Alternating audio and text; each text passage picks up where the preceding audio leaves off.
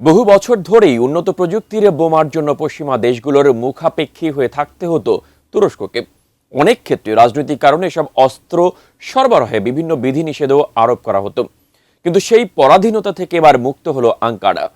নিজস্ব প্রযুক্তিতে দেশটি এমন এক বোমা তৈরি করেছে যা শত্রুপক্ষের মনে রীতিমতো কাঁপন ধরাচ্ছে। বিস্তারিত ডেস্ক রিপোর্টে। তুরস্কের প্রতিরক্ষা শিল্পে ঘটেছে এক অভাবনীয় বিপ্লব। দেশটির শীর্ষস্থানীয় সামরিক সরঞ্জাম প্রস্তুতকারক সংস্থা আসেলসান নিজস্ব প্রযুক্তিতে তৈরি বাংকার বাস্টার বোমা তোলুনের উৎপাদন ব্যাপক হারে শুরু করেছে। এই পদক্ষেপ কেবল তুরস্কের আকাশসীমার নিরাপত্তাই নিশ্চিত করছে না, বরং মধ্যপ্রাচ্য থেকে ককেশাস পর্যন্ত সমগ্র অঞ্চলের সামরিক ভারসাম্যে বড় ধরনের পরিবর্তনের ইঙ্গিত দিচ্ছে। এখন থেকে কোনো বিদেশি শক্তির অনুমোদন ছাড়াই তুরস্ক দূরপাল্লার নির্ভুল হামলা চালাতে পারবে। তোলুন কোনো সাধারণ বোমা নয়, এটি একটি অত্যন্ত বুদ্ধিমান এবং বিধ্বংসী অস্ত্র। এর বিশেষ কিছু ক্ষমতা একে অনন্য করে তুলেছে।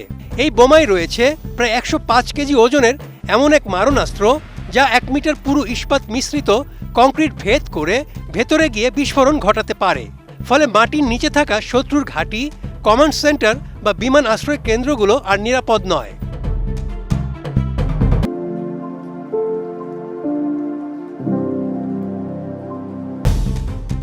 যুদ্ধ বিমান থেকে ছুড়লে এটি 100 কিলোমিটারের বেশি দূরে থাকা লক্ষ্যবস্তুতে নিখুঁতভাবে আঘাত করতে পারে।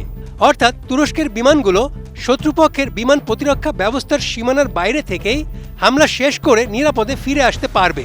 বর্তমানে জিপিএস সিগন্যাল জ্যাম করে দিয়ে ড্রোন বা বোমা লক্ষ্য ভ্রষ্ট করা খুব সাধারণ বিষয়, কিন্তু তোলুনে এমন প্রযুক্তি ব্যবহার করা হয়েছে যা জ্যামিং বা শত্রুর ইলেকট্রনিক বাধা উপেক্ষা করেই লক্ষ্যবস্তুতে আঘাত হানতে পারবে।